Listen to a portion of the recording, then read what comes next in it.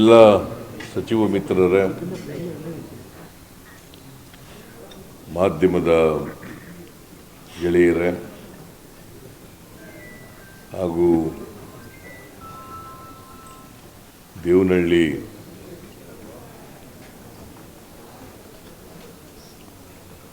ತಾಲೂಕು ಚನ್ನರಾಯಪಟ್ಟಣ ಹೋಬಳಿ ಅಲ್ಲಿ ಕೈಗಾರಿಕಾ ಅಭಿವೃದ್ಧಿಗೆ ಜಮೀನನ್ನು ಸ್ವಾಧೀನಪಡಿಸಿಕೊಳ್ಳಲಿಕ್ಕೆ ನೋಟಿಫಿಕೇಶನ್ ಇಶ್ಯೂ ಮಾಡಿತ್ತು. ಪ್ರಿಲಿಮಿನರಿ ನೋಟಿಫಿಕೇಶನ್ನು ಮತ್ತು ಫೈನಲ್ ನೋಟಿಫಿಕೇಶನ್ ಎರಡನ್ನೂ ಕೂಡ ಇಶ್ಯೂ ಮಾಡಿತ್ತು.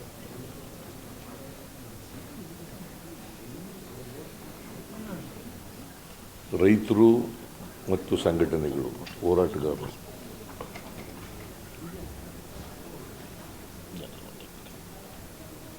ನಾವು ಜಮೀನು ಕೊಡಲಿಕ್ಕಾಗಲ್ಲ. ಕಾರಣ ಯಾಕಪ್ಪ ಅಂತಂದರೆ ಆ ಜಮೀನುಗಳಲ್ಲಿ ನಾವು ವ್ಯವಸಾಯ ಮಾಡ್ತಾ ಇದ್ದೀವಿ.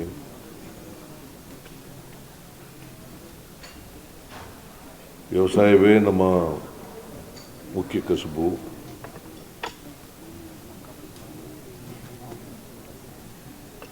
ಮತ್ತು ಅವೇ ನಮ್ಮ ಜೀವನ ಆಧಾರ ಆಗಿರ್ತಕ್ಕಂಥದ್ದು.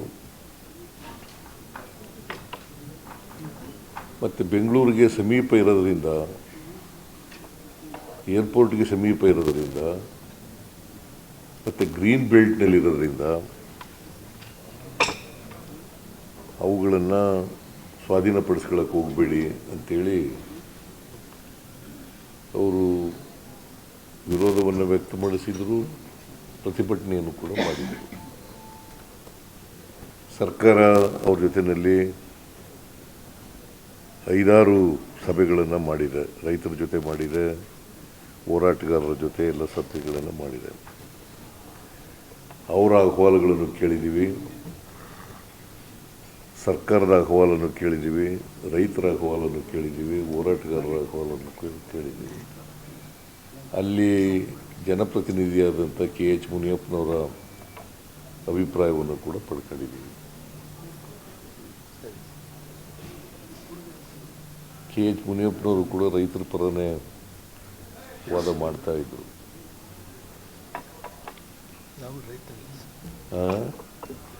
ಎಲ್ಲರೂ ರೈತರೇ, ಮೂಲತಃ ರೈತರೇ, ಆಮೇಲೆ ಬೇರೆ ಬೇರೆ ಆಗಿರೋದು. ಈಗ ರಾಜಕಾರಣಿ ನೀವು, ಈಗ ಹೊಲ ಹೋಗ್ತಿದ್ದೀನಿ. ನೇಗಿಲು ಕಟ್ಟಕ್ಕೆ ಬರ್ತದೋ ಇಲ್ಲೋ ಗೊತ್ತಿಲ್ಲ ನಿಮಗೆ.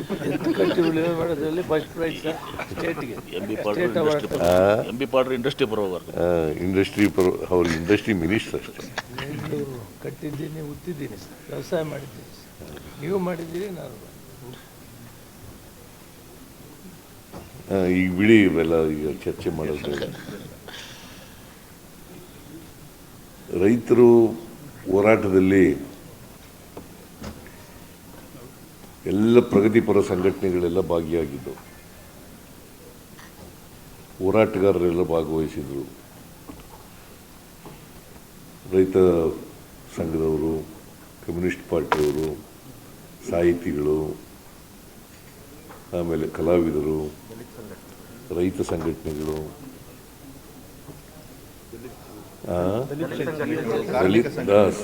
ದಲಿತ ಎಲೆ ಶಂಕರ್ ಬಂದೇ ಇಲ್ಲ ಇವತ್ತು.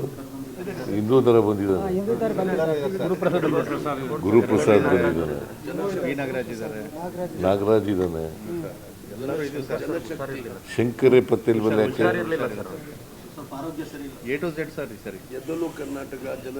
ಆಮೇಲೆ ಎದ್ದೇಳು ಕರ್ನಾಟಕ ಜನಶಕ್ತಿ. ಭಾಳ ಈ ಸಾರಿ ಇದು ಒಂದು ವಿಶಿಷ್ಟವಾದಂಥ ಹೋರಾಟ,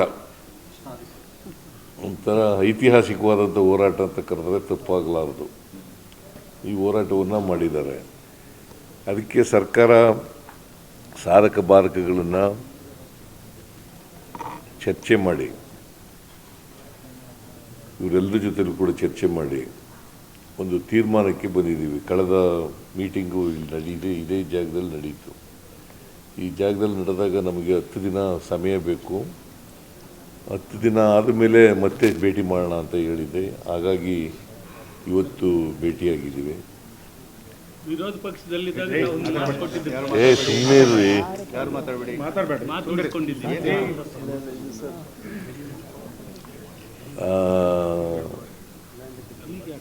1777 ಎಕರೆ 1777 ಎಕರೆ ಅದು ಅಂತಿಮ ಅಧಿಸೂಚನೆ ಆಗಿರ್ತಕ್ಕಂಥ ಲೆಕ್ಕ.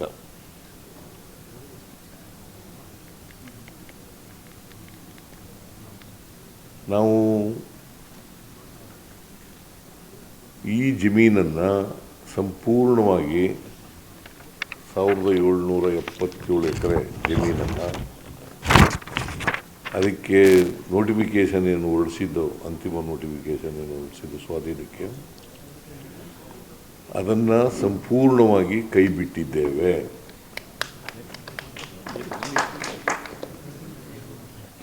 ಆದರೆ ರೈತರು ಸ್ವಯಂ ಪ್ರೇರಿತರಾಗಿ ಕೊಡಲಿಕ್ಕೆ ಮುಂದೆ ಬಂದರೆ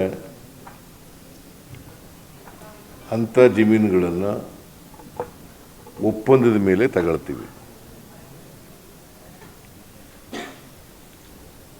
ಬೈ ಕನ್ಸೆಂಟ್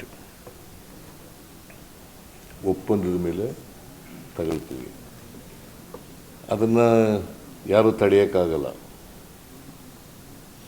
ಜಮೀನು ನಾವು ಕೊಡ್ತೀವಿ ಅಂತ ಬಂದಾಗ ನಾವು ತಗೊಳ್ಳೋಕೆ, ಯಾಕಂದರೆ ನಮಗೆ ಇಂಡಸ್ಟ್ರಿ ಬೆಳಿಬೇಕು ಅನ್ನೋದು ಭಾಳ ಉದ್ದೇಶ. ಇಂಡಸ್ಟ್ರಿಗೋಸ್ಕರ ತಗೊಂಡಿರ್ತಕ್ಕಂಥದ್ದು ಇದು ಜಮೀನು. ಅದಕ್ಕೋಸ್ಕರ ಇಂಡಸ್ಟ್ರಿ ಬೆಳವಣಿಗೆಗೆ ಇಂಥ ಜಮೀನುಗಳು ಬಂದರೆ ತಗೊಳ್ತೀವಿ. ಮತ್ತು ಅವರಿಗೆ ಸೂಕ್ತವಾದಂಥ ಪರಿಹಾರವನ್ನು ಕೊಡ್ತೀವಿ. ಸೂಕ್ತವಾದಂಥ ಪರಿಹಾರವನ್ನು ಕೊಡ್ತೀವಿ. ಮತ್ತು ಅಭಿವೃದ್ಧಿಪಡಿಸಿರ್ತಕ್ಕಂಥ ಜಮೀನು, ಡೆವಲಪ್ಡ್ ಲ್ಯಾಂಡ್, ಅದರಲ್ಲಿ 50% ಕೊಡ್ತಕ್ಕಂಥದ್ದನ್ನು ಕೂಡ ಮಾಡ್ತೀವಿ. ಯಾರು ಕೊಡಲಿಕ್ಕೆ ಒಪ್ಪಲ್ಲ ಅವ್ರ ಜಮೀನುಗಳನ್ನ ಬಿಟ್ಬಿಡ್ತೀವಿ. ಅಷ್ಟೇ ಅಲ್ಲ, ನೋಟಿಫಿಕೇಷನ್ನೇ ಕ್ಯಾನ್ಸಲ್ ಮಾಡ್ತೀವಿ. ನೋಟಿಫಿಕೇಷನ್ನೇ ಡ್ರಾಪ್ ಮಾಡ್ತೀವಿ. ಇಂಗ್ಲೀಷ್ನಲ್ಲಿ ಡ್ರಾಪ್, ಕನ್ನಡದಲ್ಲಿ ಕೈ ಬಿಡ್ತಾ ಇದ್ದೀವಿ.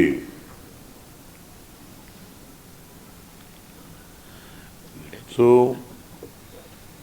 ಇದು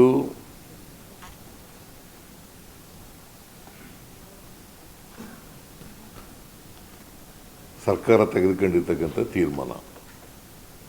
ಅದನ್ನು ರೈತ ಪ್ರತಿನಿಧಿಗಳಿಗೂ ತಿಳಿಸಿದ್ದೇನೆ. ಅವರು ಕೂಡ ಸ್ವಾಗತ ಮಾಡಿದ್ದಾರೆ.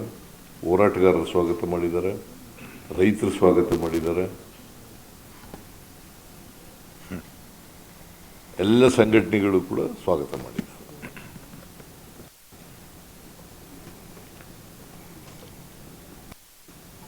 ಇನ್ನೇನಾದ್ರು ಹೇಳ್ಬೇಕು? ಸಾಕಲ್ಲ? ಸ್ಟೇಟ್ಮೆಂಟ್ ಓದಾಗಿ ರೈತರು ಒಳ್ಳೇದಾಗಿದೆ. ನೋಡ್ರಿ, ಸ್ಟೇಟ್ಮೆಂಟ್ ನೀವು ಕೇಳಿಸ್ಕೊಳ್ಳಿ ಇಲ್ಲ ನಾನು ಹೇಳೋದನ್ನ ಅಂತ. ಯಾರು ವಾಲಂಟಿಯರ್ ಬರ್ತಾರೆ ಅವ್ರ ಜಮೀನುಗಳು ತಗೋತೀವಿ. Both the notification has been dropped. The notification entirely is dropped.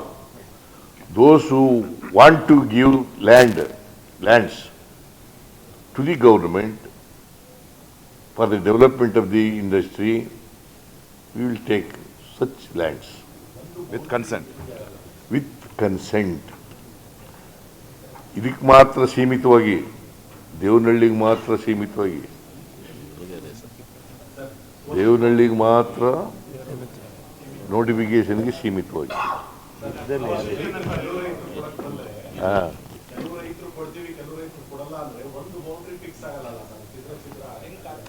ನಾವು ನೋಡ್ತೀವ್ರಿ, ನಾವು ಎಲ್ಲ ಈಗಲೇ ಹೇಳ್ಬಿಡ್ಲಾ? ಒಂದು ಬೌಂಡ್ರಿ ಬರ್ತದ, ಅರ್ಧ ಬೌಂಡ್ರಿ ಬರ್ತದ, ಮಧ್ಯೆ ಬರ್ತದ ಅಂತ ಈಗಲೇ ಹೇಳಲ್ಲ. ಯಾರು ರೈತರು ಮುಂದೆ ಬರ್ತಾರೆ ಅವ್ರ ಜಮೀನು ತಗೋತೀವಿ.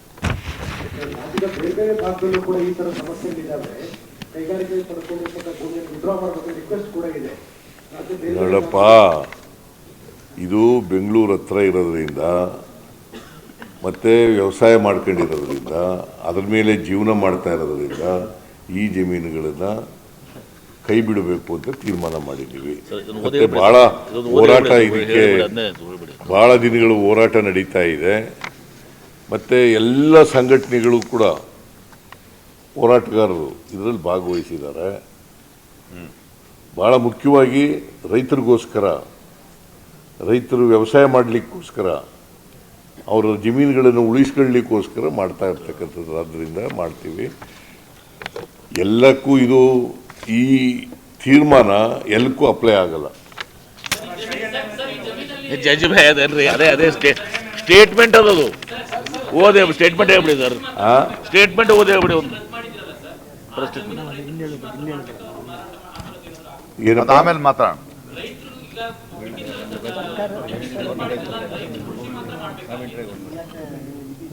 ಏನು ಅವ್ರು ಕೇಳ್ತಾ ಇರೋದು ಕೃಷಿ ಮಾಡಕ್ಕಲ್ವಾ?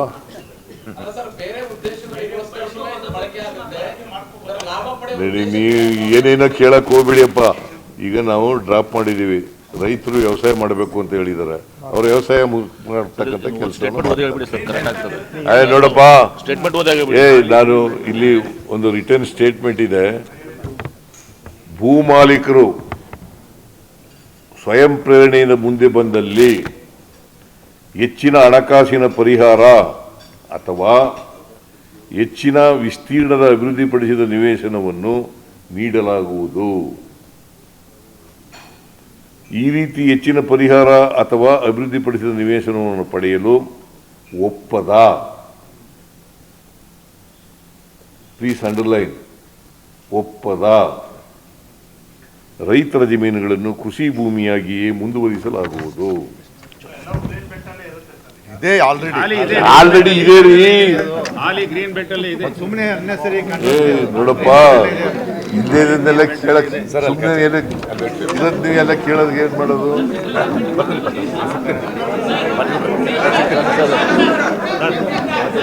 ಬರ್ತೀನಿ ಅಣ್ಣ. ಓಕೆ, ತುಂಬ ಥ್ಯಾಂಕ್ಸು. ನಾವು ವಾದ ಮಾಡ್ತಾ ಇದ್ದೆ, ಭಾಳಷ್ಟು ಜನ ಬಿಡಲ್ಲ ಅಂತಿದ್ರು. ನಮ್ಮ ಮುಖ್ಯಮಂತ್ರಿಗಳು ಬಿಡ್ತಾರೆ ಅಂತ ಚಾಲೆಂಜ್ ಮಾಡಿದ್ದೆ. ಸದ್ಯ ಗೆದ್ದೆ. ನಾನು ಭಾಳ ಜೊತೆ ಗೆದ್ದೆ. ನೋಡಿದ್ರೆ ಇಲ್ಲಿಂದ ಬಂದಿದ್ದ ಇವ್ರ ಜೊತೆ. ಅವರೆಲ್ಲ ಜೊತೆಗೆ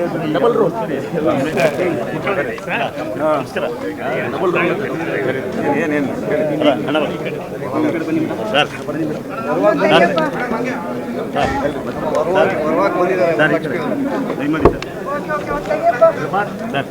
ತೆಗೆ ಒಂದು